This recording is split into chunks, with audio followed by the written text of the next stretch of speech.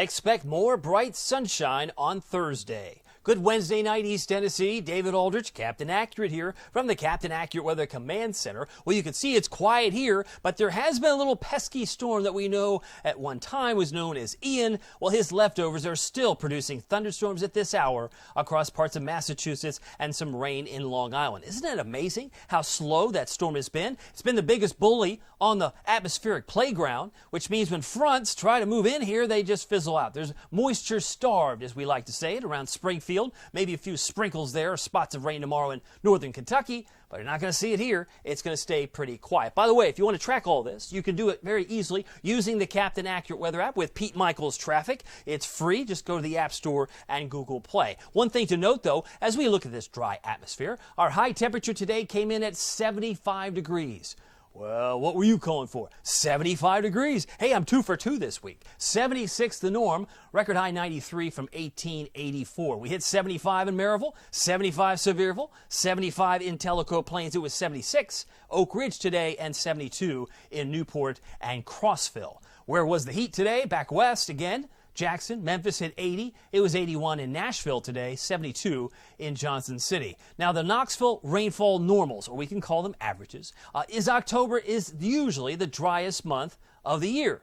Historically speaking, that is a true statement. So it shouldn't surprise you, although it does. A lot of people are like, this can't be normal. Well, it is normal. I mean, relative to the fact that July is the bumper month, bumper crop month, we get all those summer thunderstorms, those gully washers in July, which accounts for the higher averages there. But 2.81 is the typical amount of rain we see for the entire month. Tennessee versus LSU is this Saturday. It's on ESPN, #GoBigOrange. And our number 8 Tennessee Vols will be wearing their smoky grays. Oh, I love that. Or some don't like that. But anyway, they won't be wearing a white helmet. They'll be wearing their smoky grays 4-0, and they'll be taking on the number 25 team, LSU.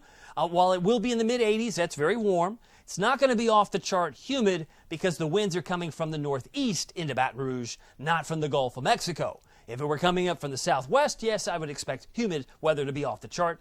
But because it's coming from the northeast, 5 to 10 plus, and mid-80s, that's what I expect to find during the game. Headlines for tonight: warmer on Thursday. We hit 75 today. We should be in the upper 70s tomorrow and possibly again on Friday. Some drizzle possible, knock on wood if we're lucky, but most of us won't be lucky. Most of us won't see it. But with a passing front, I have to assume that there's going to be some moisture that makes it to the surface. Maybe not. Cooler this weekend, though. I think everybody can expect that. Taking a look at the radar and the damage reports over the last 24 hours, there are not too many to see here, but up toward the eastern seaboard, it looks like we have maybe some heavy rain, if that's what I suspect we're seeing here. Maybe Connecticut, they had some heavy rain, about 2 inches here. Up toward Massachusetts, they had 1 1/3 inches of rain. But interesting to see. Again, this is all associated with Ian, and of course the coastal flooding has been an issue too. They've had some high astronomical tides, it would appear, as well down here. This is around Charleston, South Carolina.